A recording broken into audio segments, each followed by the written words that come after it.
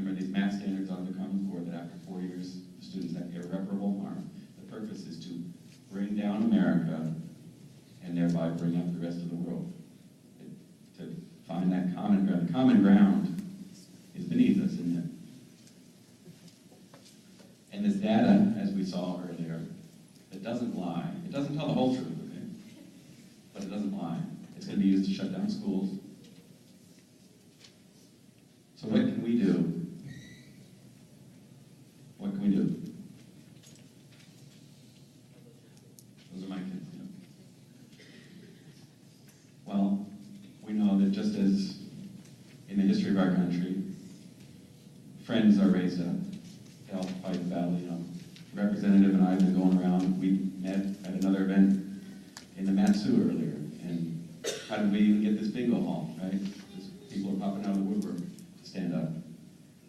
And the number one thing is to proclaim the truth. Just use this information, pass it along. And another thing is to take control of your local government by helping your local government officials, again, helping them, working with them to do what's right. And I think the representative will have some more words to say about that. So I'll end with this. Let you all read that slide. We are the descendants about whom Patrick Henry here is speaking. If we're going to be worthy of the name of Americans, we're going to pass down this history to our children, right? And not let it just vanish. Shame on us if our grandchildren are born into communism. So may we, the people, prove ourselves worthy of the name of America. Thank you. Thank you.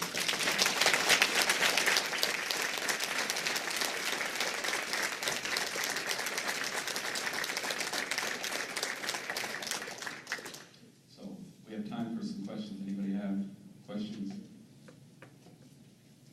Yes? Nathan, I just want to mention, the gentleman in the front row asked a question about the identification of your child and the link to it or not. Yes. And you did touch on it. So it's really important to recognize that the master person index, it does take your child's information and it may de-identify it for a moment, but then it's going to connect it back up to the PFD to get the social security number.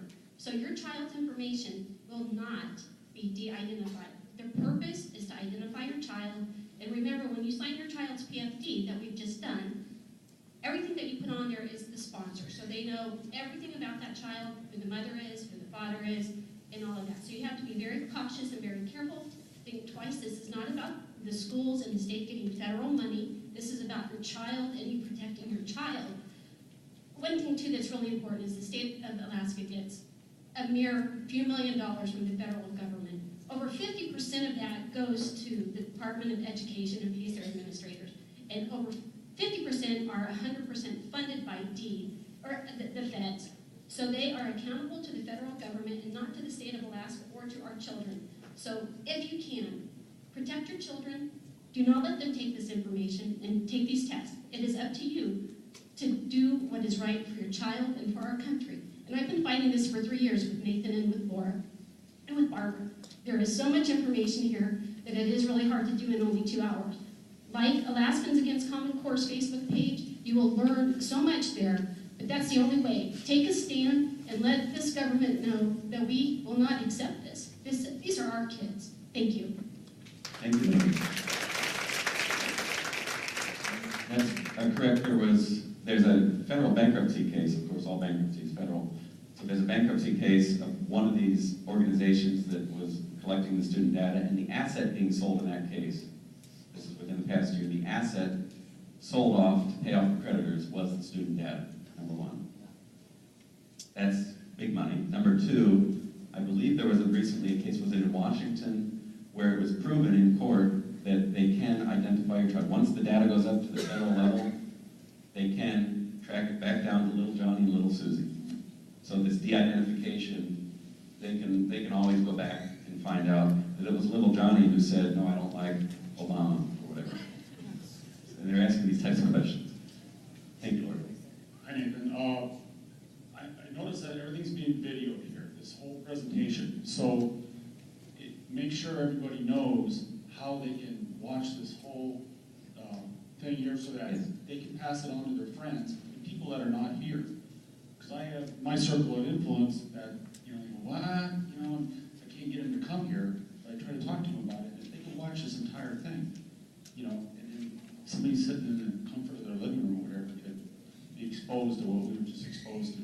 Thank you. Yeah, the past videos are up on my website, beatirs.com, under the page Speaking Engagements. Also, it's linking to, I have it posted by YouTube on my YouTube channel. I think it's Nathaniel McPherson on YouTube. So the Matsu, the first Anchorage, this one will be up, Sitka. Yes?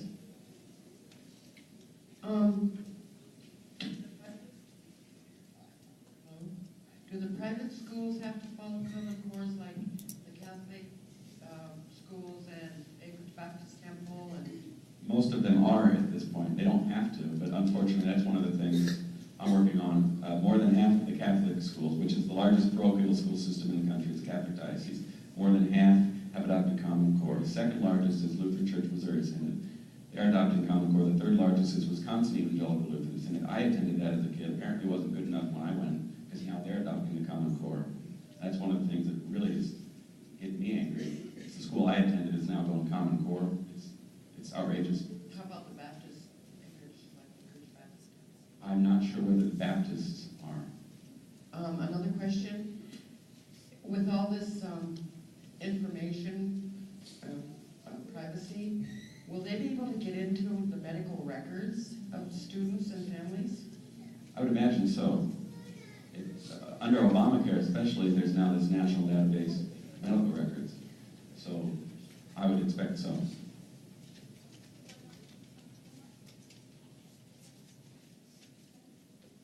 Thank you for being here. I really appreciate it. I just want to make a couple of comments that not only did I have my son not taking the new AMPS test, he is also no longer taking the AIMS reading test. And my son is also in an immersion program, and the district is now trying to get standardized testing for the language.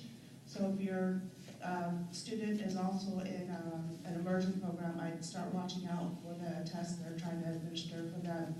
I know that they're trying to make a Russian one this year, and this year they're doing the Japanese one, and my son won't be taking any of them.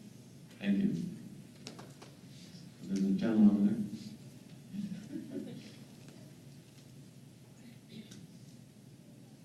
Hello. I believe that federal control of education is one of the planks of the Communist Manifesto. Yes. Why is this not mentioned more often, or is it too radical? Probably for that reason, but you're exactly right. And I've been reading some books written back in the 60s and 70s, and they sound like exactly what's going on here. These books are describing the communist infiltration of America. Written by some reputable people. In fact, there's a quote by the former director of the Federal Bureau of Investigation that talks about communist infiltration in education. That was testimony before U.S. Congress back in the 60s. Also, Phyllis Schlafly, the Eagle Forum, discussed almost identical things happening in the 70s and 80s. So this is a continuation. It's now on steroids or hyperdrive or overdrive, however you